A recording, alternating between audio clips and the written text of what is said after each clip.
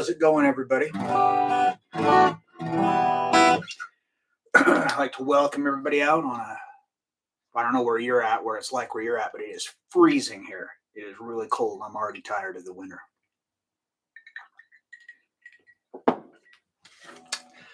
All right, so yeah, I hope everybody's doing great. There's a link in the description where you can download the tabs for this song we're going to be going over tonight.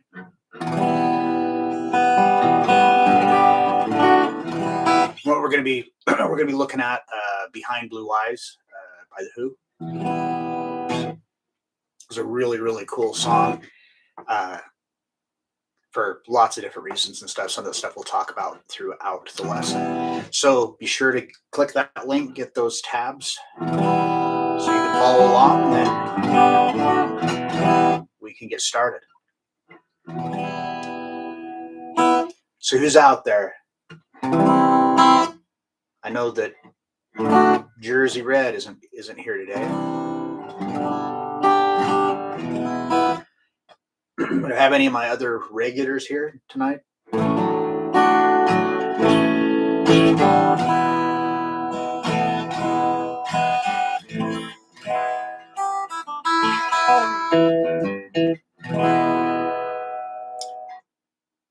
Hello, Carl. Welcome.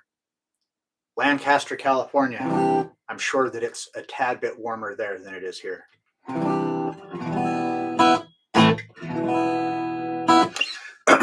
All right.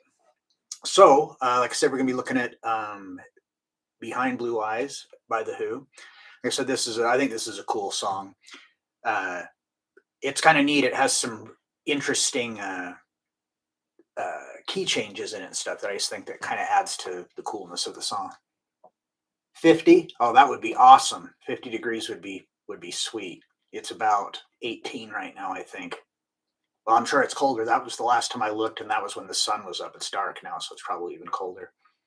Hello, Crit. Welcome. All right. So the song has several different parts to it. So we'll just break down each section, and then it's really easy to put together. So it's got this intro that is E suspended 4. So I also want to show you, for any beginners that might be out there, a way that you can do this so you can transition through the chords like much, much easier, even though you won't be necessarily using the fingers that you were shown when you learned how to play chord.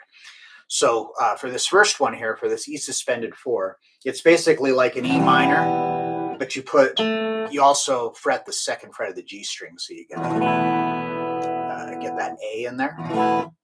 So what I'm going to recommend that you do, if like I said, this is like for the beginners, is that you use your first 3 fingers.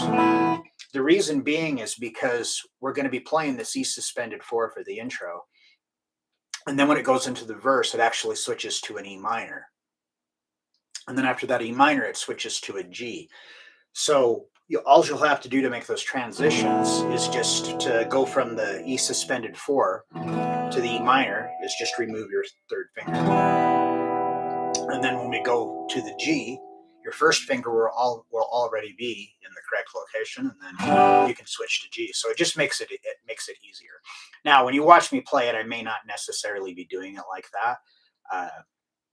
A lot of things like this I learned long before I ever started coming up with any like little, chordal shortcuts or anything, and so I already have good muscle memory for it. So I just generally don't do a lot of the things that I suggest. All right, so we're going to start off with this E suspended 4.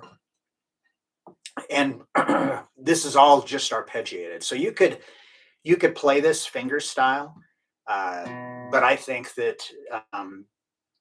unless you've already had some experience with finger style, it's probably going to be easier to do it this way, do it with the pick. So you start off pretty easy. We start right on the low E.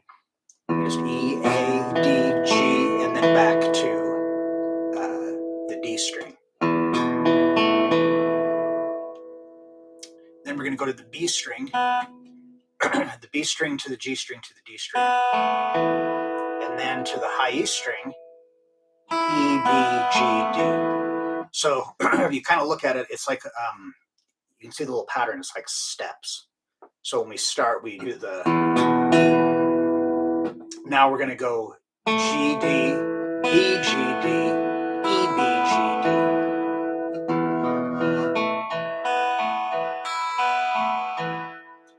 And then we follow that with B, G, B, D. Now, when you're playing this, don't get super hung up on things like if you go to play the B string and you hit the G string by accident or the other way around. All of those notes are still in key. And you're hitting a note that sounds good, it's still in key, part of the chord.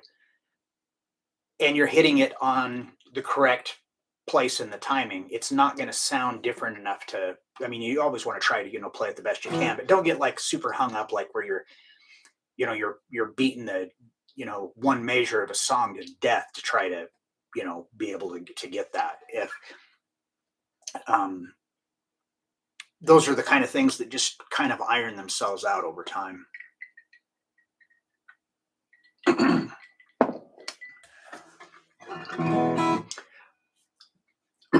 All right, so that's our first measure.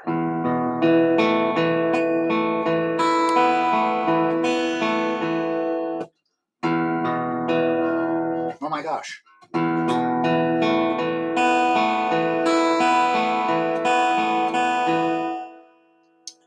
Then on the second measure, because this intro is just 2 measures long. We're still on the same chord. We just stay on this E suspended for the whole time. And now we start picking at the A string. So A, D, G, B, G, D, A, D, A, D, G. We skip the B string, and now we just descend starting on the high E all the way to the D string. And then end on the G string. So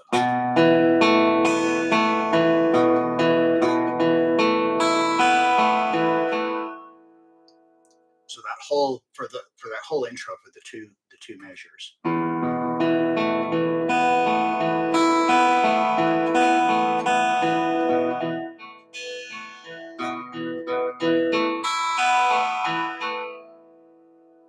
And then from there, that's where it transitions into the verse. And so, like I said, the first chord of the verse is E minor. So if you play it this way, then all you have to do is just remove that one finger, and then you'd be ready to make the transition into the next chord, which is G. All right, so that is the intro. Does anybody have any questions thus far? Or just guitar questions in general, because this is usually, this is a general guitar Q&A. And if you like what I'm doing, do me a favor and hit that thumbs up button.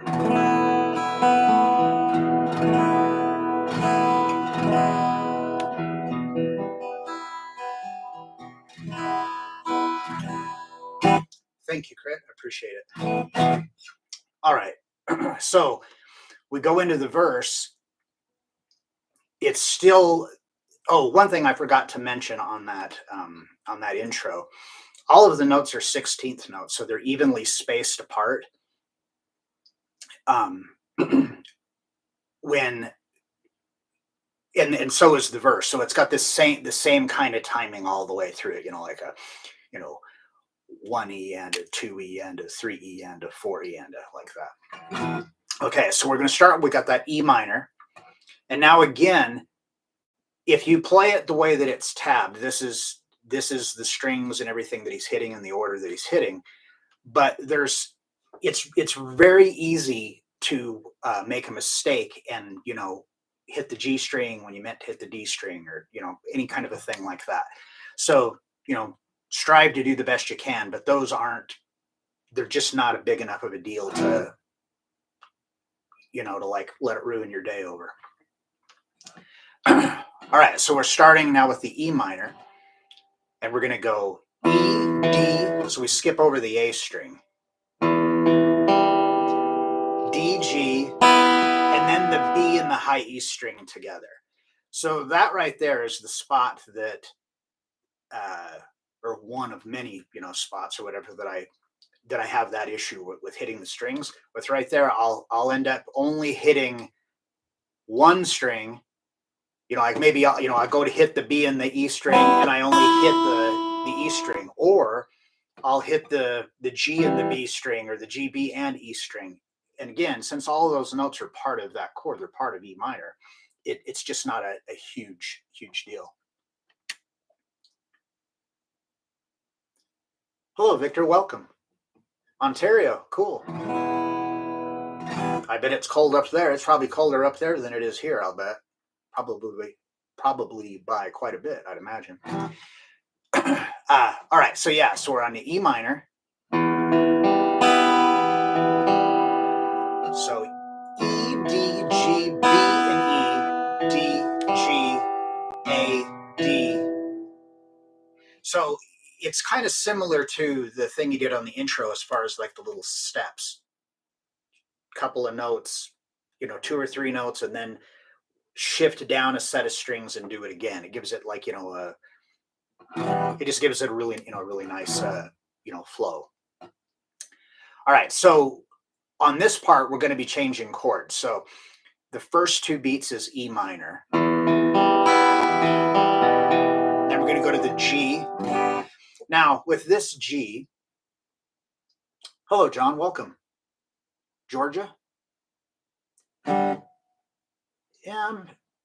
I'd imagine that it's probably pretty miserable there for temperature-wise now, too.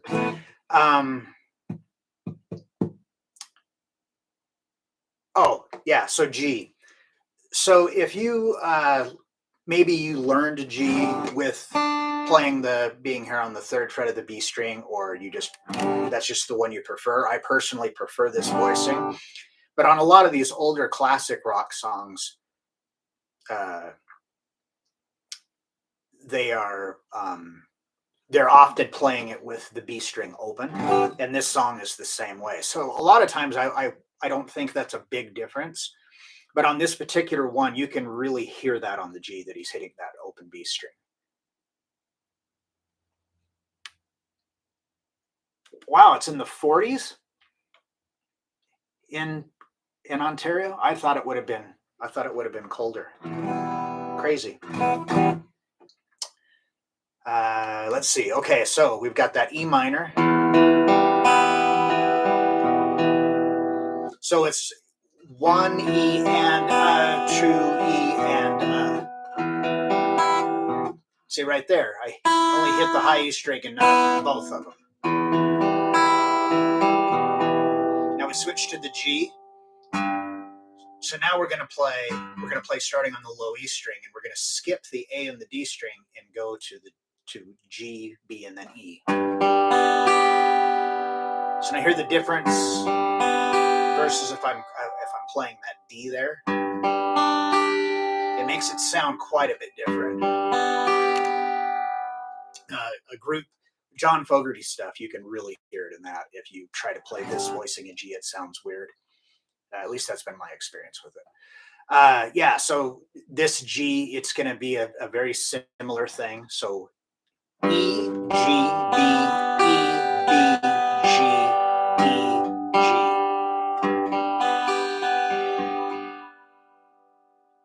So that's the first measure of the verse.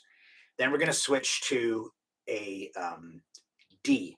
So when you play G this way, where you're playing the D here on the B string, when you switch to G, that can be your pivot. Or when you switch from G to D, rather, that can be your pivot note. But when we're playing it with this voicing, we don't have that. So a way that you could do that, and again, this is, if you're relatively new and you haven't already made a lot of, muscle memories and things for chord transitions, you can just set that finger down and then make your change. So that way it just gives you a pivotal point to help you to keep, stay in place without losing your place because you shifted your hand position, and then it forces you to have to look.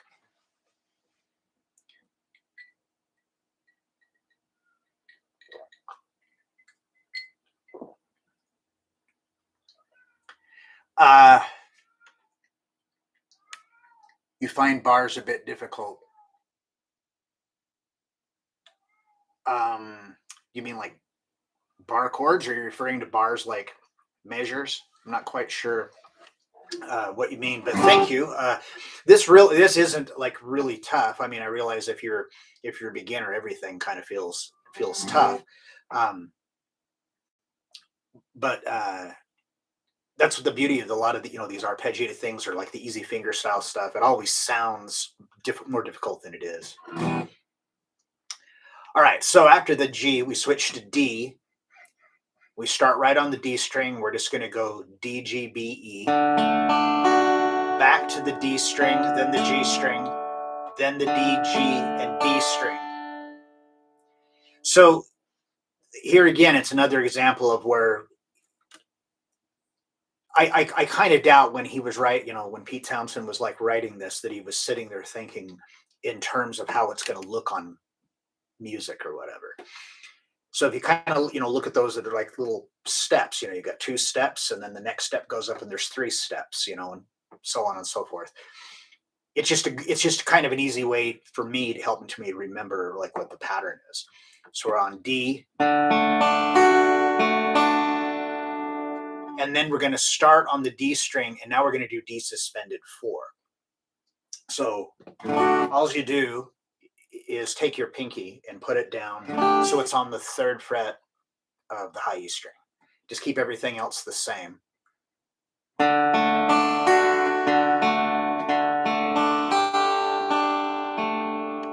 then take it back off for D. So that's like one of those little step things.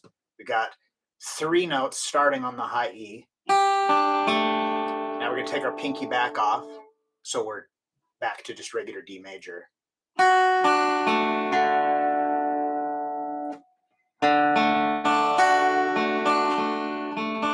Oh my gosh.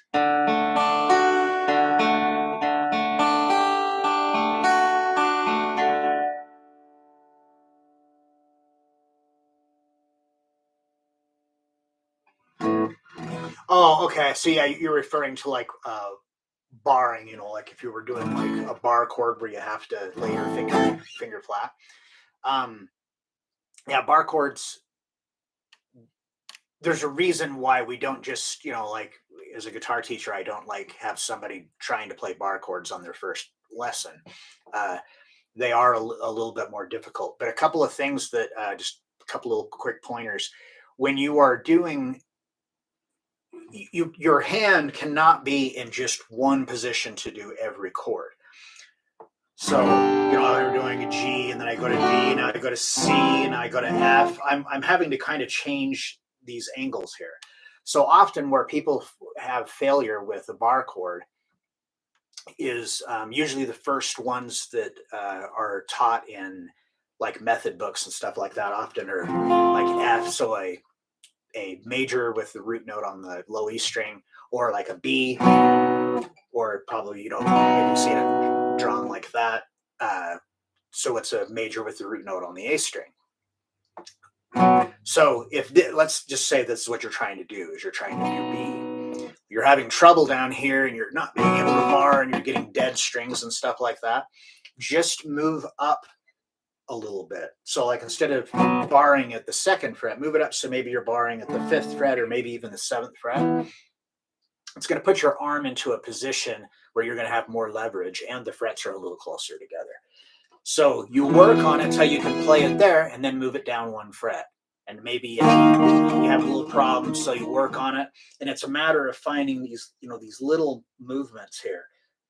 And always remember, you want your wrist bent. You don't want to be trying to play like this. You want to always have your wrist bent. Think of it as like you're reaching out and pointing back at the guitar. You just have the most leverage and flexibility in that position. Anyhow, I hope that helps. All right, so that's the first two measures of the verse.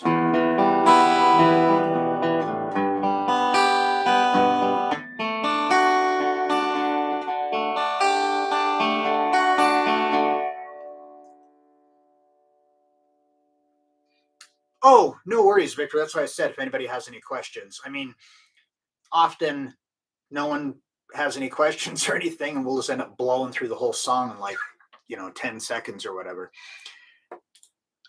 Okay, so the next chord after D is C add 9.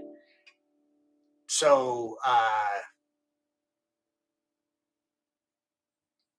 if you've played C add 9 before, it's most likely been this, like you're doing, like Every Rose Has Its Thorn, where you do G and then you move your first and second finger up a set of strings. So now you're on the third fret of the A string with your first finger, the second fret of the D string with your first finger. So we're doing it like that, but we're actually going to have it with the high E string open. So this is a really easy transition from D. Your third finger is already on the fret that it needs. It's already where it needs to be for C add 9. So you just move your first finger up to the second fret of the D string and your second finger over to the third fret of the A string. And now just continue on with the same, the same we were doing with the 16th note. So here we're going to go A, G, B, E, B, G. Let's see. Yeah. A, G, B, E, B, G, D, G. So that's like the first two beats. The second one, for beats 3 and 4, it's actually just the same thing. So you just do that twice.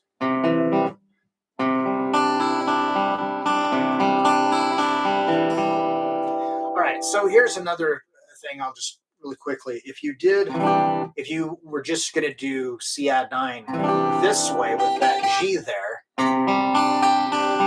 it sounds way different. So this is one of those cases, because a lot of times if it was just like a strumming song, I would just say just do it the way that it's natural, with G like this, or C add 9 like this, whatever. But with stuff like this, where you're hearing these individual notes, often it does make a difference. Yeah. So the C add 9. Now to an A suspended 2. So A suspended 2. Easiest way to explain this: if you just take A minor and take your first finger off, that's A suspended 2. And the picking pattern for this is exactly the same as it was for C add 9. So now we're back to A, G, B, E, B, G, D, G.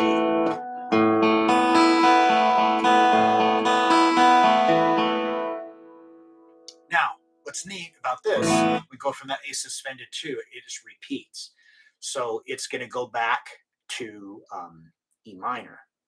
So your second finger is already where it needs to be. If you just want, to drop it this way to continue the changes the way that we've been doing it. See?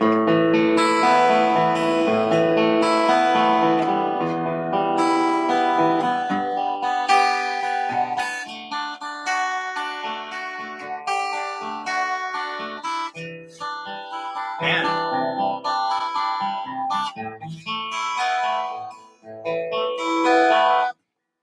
Perhaps I should have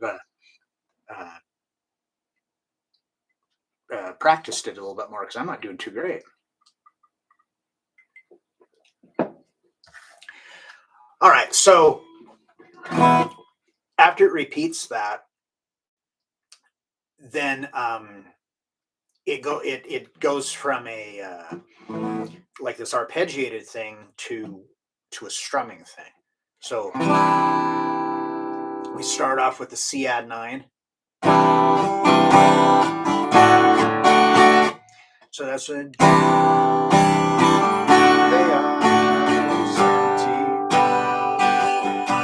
so the strum for this, we start with C add 9. We've got a quarter note and an eighth note, and then 2 16th notes. So it's 1, 2 E and then you would switch to D. So you got like 1, 2 E and then starting on the downbeat of 3, we switch to D. So again, it's that easy transition where our ring finger, keeps us pivot, keeps us in place. And we're going to do the same strum, but it'll be 3, 4 E and. So.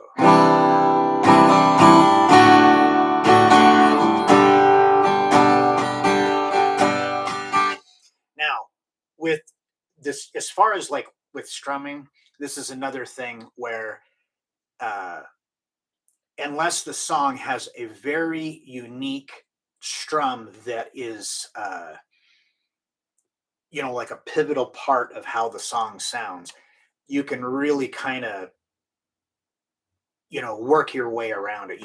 I'm a big believer in when you're strumming to kind of do it by feel rather than trying to count it out like that, because you don't want it to sound all choppy. You want it to be smooth, and especially if you're playing acoustic, and if you're playing this by yourself, you kind of got to fill in all the little gaps. So with this, I just kind of feel it. Just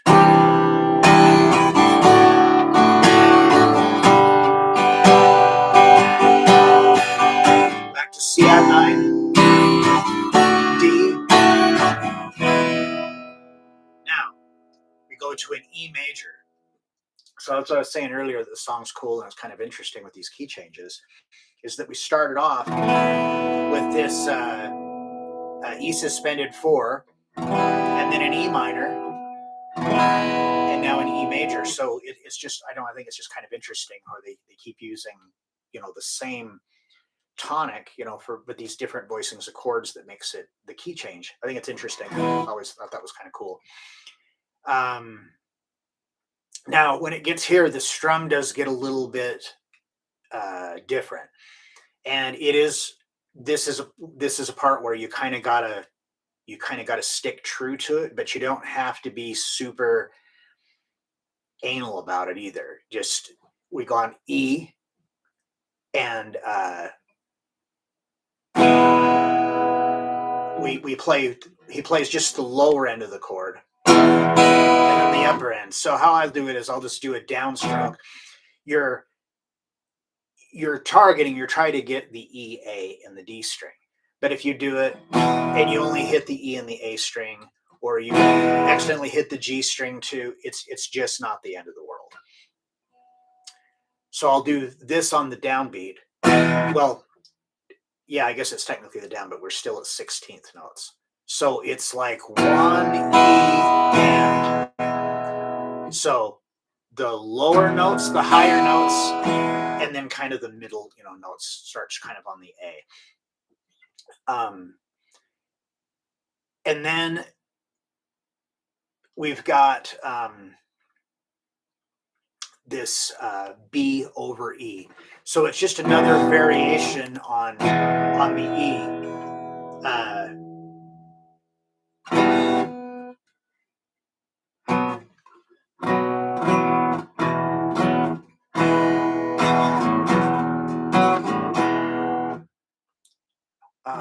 I cannot.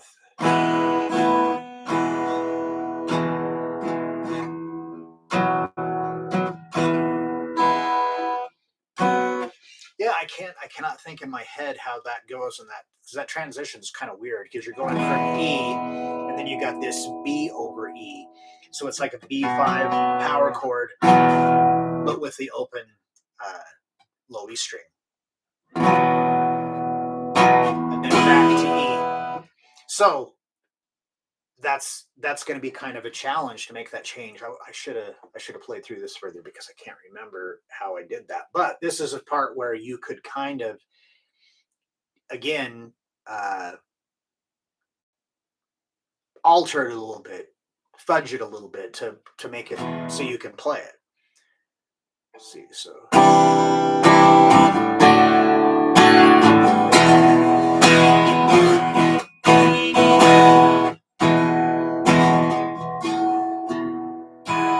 See, that even kind of sounds good, as you could go from the E to the E suspended 4, back to the E, and then to a B minor,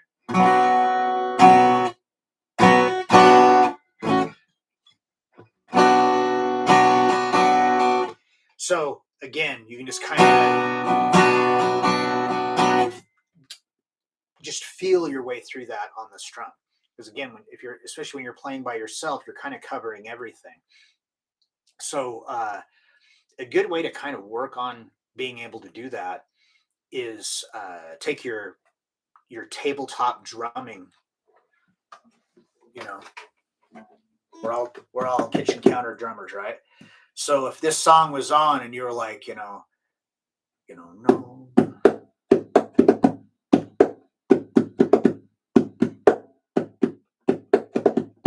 can have just any kind of a thing like that. You play with it and then translate this into strums. So for most people, well, if you're right-handed, I shouldn't say most people. If you're right-handed, generally, most right-handed people, you would, when you pat with your right hand, that would be like a downstroke. When you pat with your left hand, it would be an upstroke. But it could be the opposite for you, even if you are right-handed. You'll be able to tell. One way will feel absolutely terrible, and the other way may not feel great, but it will feel like, okay, this feels better. It just kind of depends on where you are on your guitar journey at this time.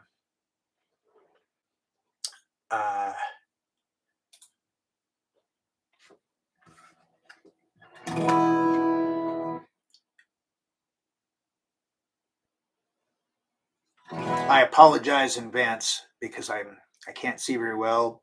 Rizky? Play a blues lick.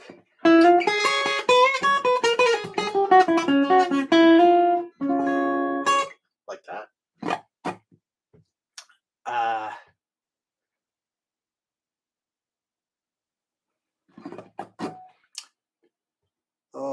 Let's see here. Oh, okay, so then it goes to A suspended 2.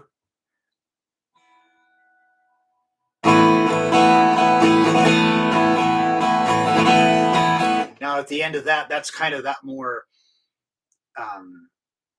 it's almost kind of a build-up kind of a thing.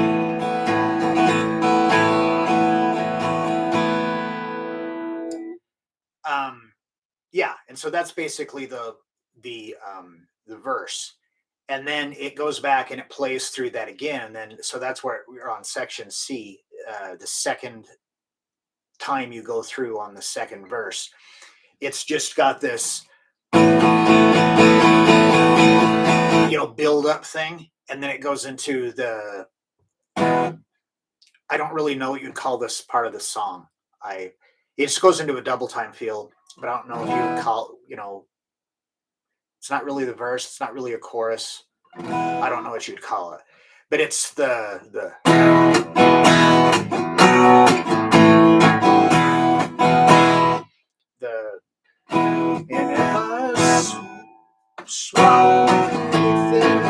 that part of the song.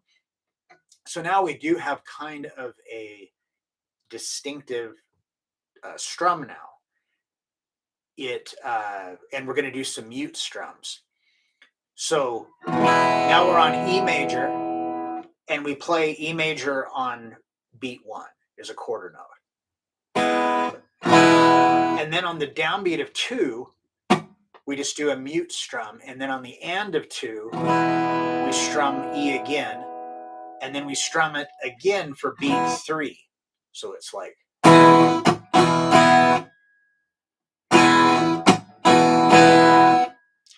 Okay, so that mute strum thing there, if for anybody that, has never done this before, it's like a really super cool technique, especially for acoustic stuff.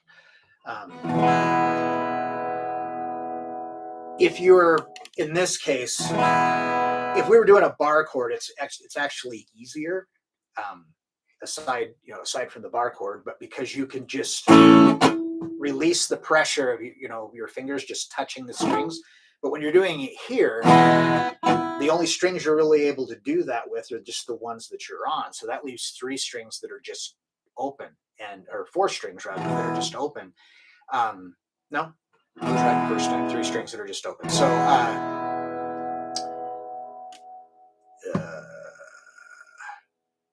so what I do here is I actually use my hand, my right hand. Now you can also release the pressure and just flatten your fingers out and go back to the chord.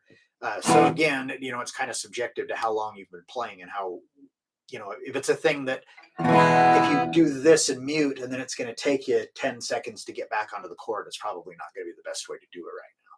But you could.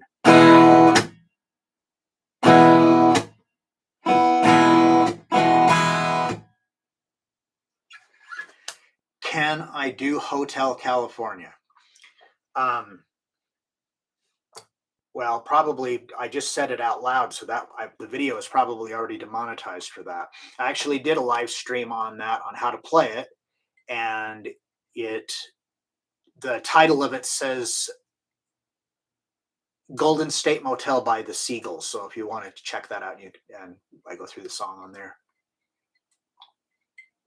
Yeah, but the Eagles are, if you use anything that has anything to do with them, you get demonetized. Oh, you made it, Jersey. All right, so yeah, we got that 1, 2, and 3, 4, and on the end of 4, we switch to B minor. So this is probably the most awkward chord change there is in this song. So going from E, we have to move all of our fingers to get B minor. So barring all the way across the 2nd fret of the first 5 strings. Then 2nd fingers on the 3rd fret of the B string, 3rd fingers on the 4th fret of the D string, and 4th fingers on the 4th fret of the G string. It is Behind Blue Eyes by The Who, Jersey. So this is kind of weird because we do this on the and of 4. So it's 1, 2, and 3, 4, and then 1, 2, and. On the and of 2, we switch from B minor to A.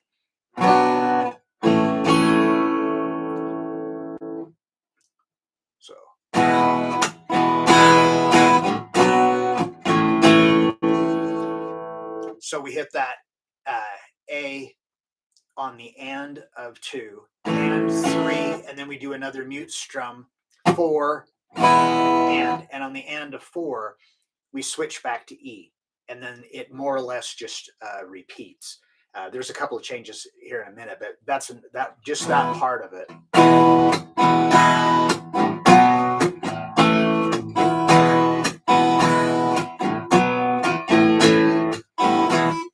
Now, if the mute thing is like,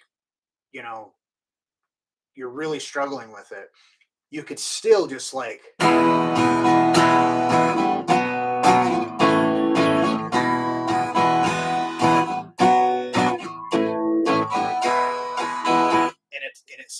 it sounds good still that way.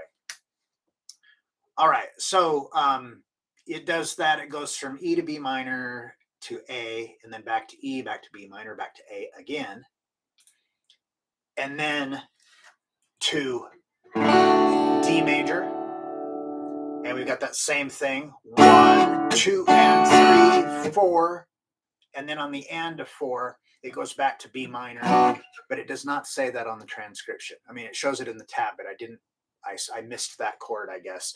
So on the and of 4, back to a B minor. So it's like and 1, and then we're going to do the mute strum 2 on the and of 2 to A, 3 mute strum 4 back to D for the and of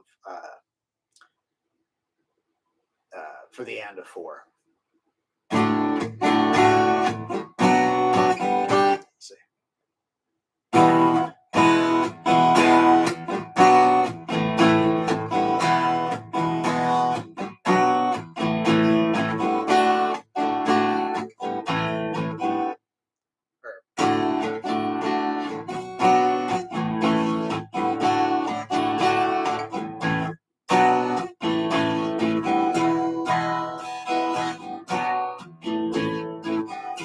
So it's got that same kind of, 1, 2, and 3, 4, and 1, 2, and 3, 4, and kind of a feel all the way through it.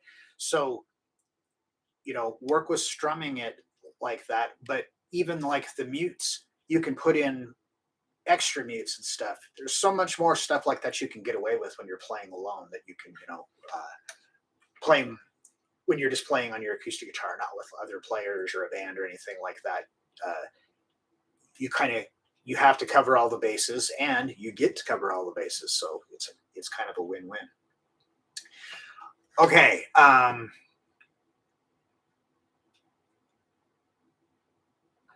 Then we go to a B major. So here we go again. We got another, change. We got a B major, and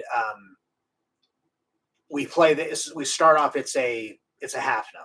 So you got 1, 2, 3, and 4, and. Now, if you want to really kind of give it that kind of aggressive sound that it has, then do that all as downstrokes. So we go to a G on the downbeat of, or on the and of 1. We actually rest on the downbeat. 1 and 2 and 3 and 4 and back to B again. So.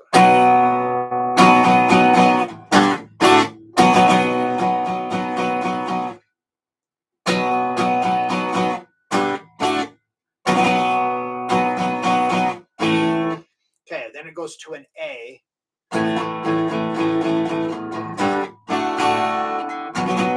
And then back to the B. So that's like I think that's the part that comes in like after the guitar solo. So like I said in the beginning, these are like the pieces.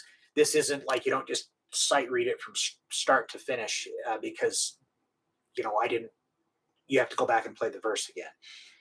And then there's like the guitar solo section, which is just this same rhythm that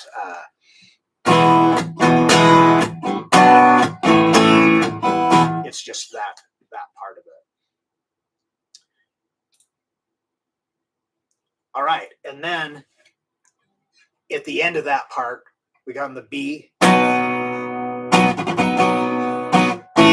to an A. So the 1, a mute strum on the downbeat of 2, and then we have a 3 16th notes, but it's a triplet, so it's just quickly, and then 1 strum again on beat 3. So on the downbeat of 4, it's a mute strum to an A, and then the same thing, rest on the downbeat of 1, G, rest on the downbeat of 2,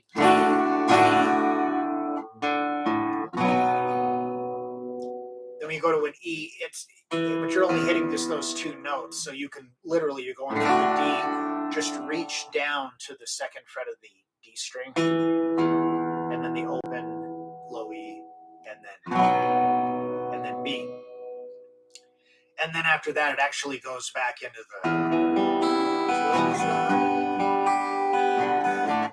the very first line of the verse. Let me scroll back.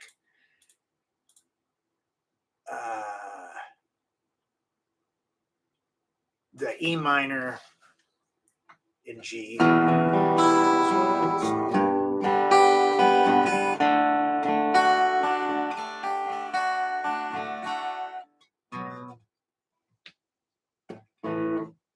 Oh, it's C add minor.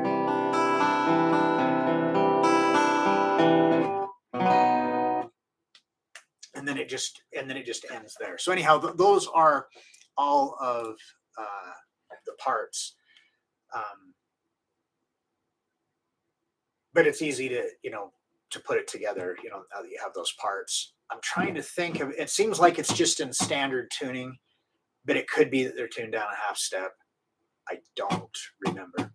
But anyway, yeah, that is that's all the parts to Behind Blue Eyes by The Who. Like I said, it's a cool song. I think it's interesting that, to have all, they have B major and B minor, E suspended 4, E minor, E major. I just think that's neat, that they put all that stuff together.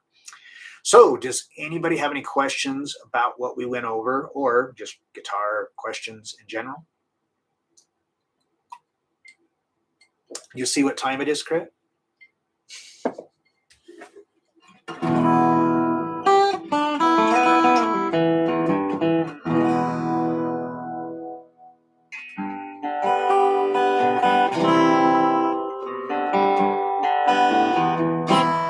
I kind of had a feeling you was, Crit. So, cheers.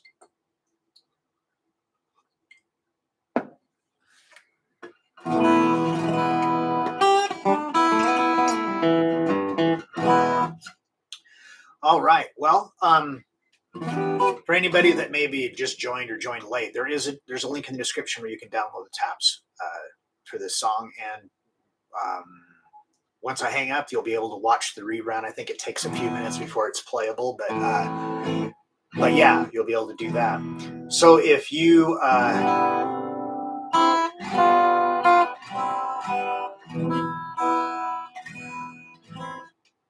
it's listed as EADGBE.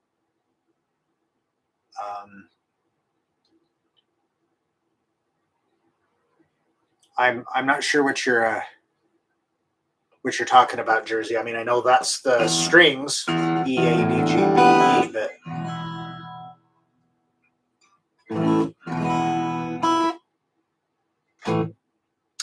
yeah. So anywho, yeah, if you like what I'm doing, hit the thumbs up button. Lets them know that I'm doing a good job for them and stuff. And subscribe to the channel. I'll be back again next Wednesday. I'm here generally every Wednesday at this same bat time and same bat channel. But yeah, I also do regular YouTube videos for this channel too. This isn't my channel. I just do videos for them.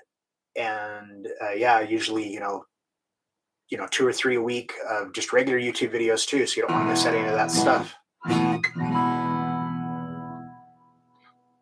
Oh, okay. I get you, Jersey. I get you. Yeah. See, I had just said that, but I had already forgotten. Because I'm old. Well, that's all right, Jersey. It was Mama's birthday. You gotta. Mom ain't happy, nobody happy. So I get it.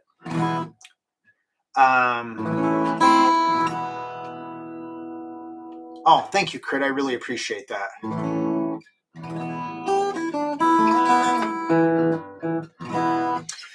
All right. Yeah. So again, thanks everybody for coming out. I really appreciate it. And yeah, I will see y'all next week. Have a good night, everybody. A great week. Stay safe, stay warm, all that good stuff. Peace.